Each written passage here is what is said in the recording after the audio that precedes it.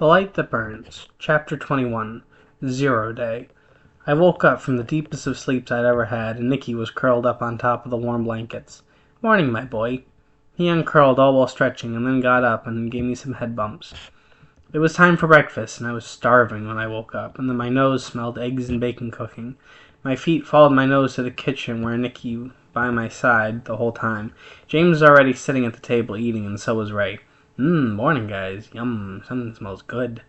Made myself a plateful and made some toast and a cup of coffee. Then I took a seat at the table and dug in.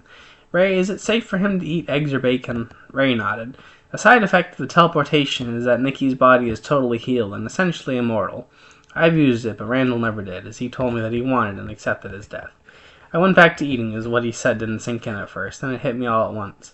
"Wait a minute, my cat's fucking immortal? You're kidding, right? You just have to be." He looked at me and shook his head, all while James stayed silent. "I said it was safe, Frank. I did, right? You're living out every pet owner's literal dream come true."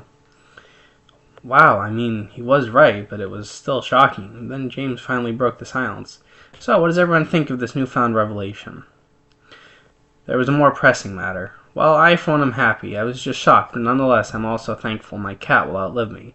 James raised his glass to that, and then myself and Ray, and we clinked glasses and said salute. The other question was still lingering in the back of my mind.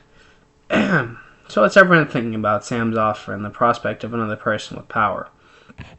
James took a serious sip of coffee at Ray's question, and I just gave Nicky pets. "Well, I for one see this as a great opportunity, yet terrible choice. There's just so much we don't know. Kinda reminds me of Carter in a roundabout way, I guess."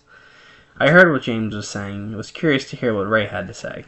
"I say we go for it. I'm insanely curious, but I'm also still concerned. We need weapons and transportation, both which we have."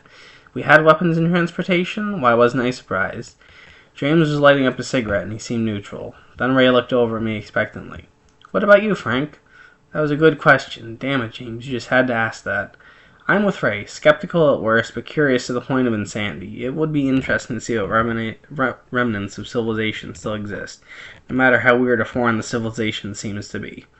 We all raised our glasses as the decision was made. Here's to civilization, no matter how fucked up.